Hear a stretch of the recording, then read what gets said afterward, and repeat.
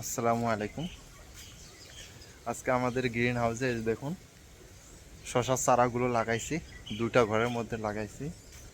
মাশাআল্লাহ গাছগুলো অনেক দ্রুত বড় হয়ে গেছে, অনেক লম্বা হয়ে গেছে। লম্বা হয়ে যাওয়ার কারণে আমাদের লাগাইতে একটু সমস্যা হয়েছে।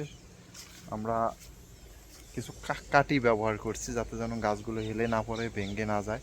দেখুন মাশাআল্লাহ ছোট ছোট গাছ, অনেক সুন্দর লাগতেছে। অবশ্যই আমি ফার্স্ট থেকে লাস্ট পর্যন্ত আপনাদেরকে আমি আপডেট দিব কয়দিনের মধ্যে আমাদের শশা আসে।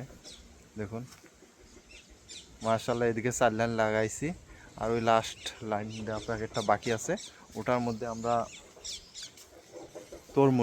তরমুজ লাগাবো। হলুদ ভিতরে যেটা হলুদ তরমুজ, ওই তরমুজটা লাগাবো।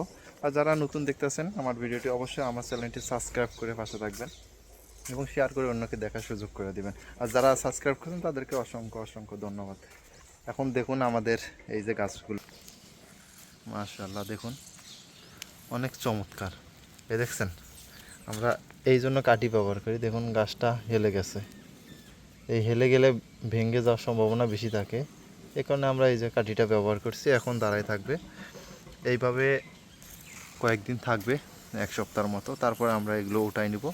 উঠাই নেওয়ার পর এখান দিয়ে রশি বেঁধে দেবো, ওই রশির মাধ্যমে গাছগুলো যাবে সুন্দরভাবে। দেখুন মাশাআল্লাহ। আপনারা যারা নতুন দেখতেছেন অবশ্যই চ্যানেলটি সাবস্ক্রাইব করবেন। দেখুন বাতাসের কারণে দেখুন এলে গেছে, এই দেখুন।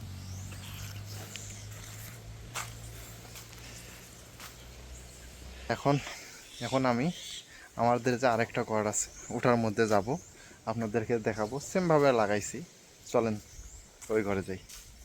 এটা হলো আমাদের সেই দ্বিতীয় ঘর, এটা হলো 4 নম্বর ঘর, আর যেটা ঢুকছিলাম ওটা হলো 3 নম্বর ঘর। আর এই যে সাইডে দেখুন, এদিকেও বিশাল বড় ঘর আছে, আর ওটা আমাদের থাকা ঘর বানাচ্ছে। কিন্তু দুঃখের ব্যাপার হলো ওই ঘরটা বানাচ্ছে 3 বছর ধরে, মনে হয় না ওই ঘরে থাকতে পাবো। তার আগে বাংলাদেশ চলে যেতে হবে। চলুন এখন এই ঘরেরগুলো দেখাই কি অবস্থা। এই দেখুন মাশাআল্লাহ, 1 লাইন, 2 লাইন, 3 লাইন, 4 লাইন, একবারে 4 লাইনে আমরা ফুল লাগাইছি। মাশাআল্লাহ দেখুন অনেক সুন্দর চারাগুলো। আপনারা অবশ্যই দোয়া করবেন যাতে ফলনগুলো অনেক ভালো হয়, গাছগুলো যেন সুস্থ থাকে, গাছগুলো যেন মারা না যায়, সবগুলোই থাকে। এই ঘরে গাছগুলো দেখুন, এই যে মাশাআল্লাহ আমরা এইভাবে লাগাই। দেখুন এই যে প্যাকেটের মধ্যে এই যে এটা দিয়ে পানি আসবে, এটা দিয়ে ফোটায় ফোটায় পানি আসবে। দেখেন আমরা প্রতিটা গাছের গোড়ায় 1-2টা করে দেওয়া আছে, কারণ দেখুন এই যে গ্যাপ রাখার কারণে আমাদের এগুলো বেশি হয়ে গেছে। এখানে আছে 5টা হোল্ড আছে, আমরা 4টে করে গাছ লাগাইছি, চারা কম এজন্যই। দেখুন মাশাআল্লাহ। সবাই ভালো থাকবেন, সুস্থ থাকবেন, আল্লাহ হাফেজ।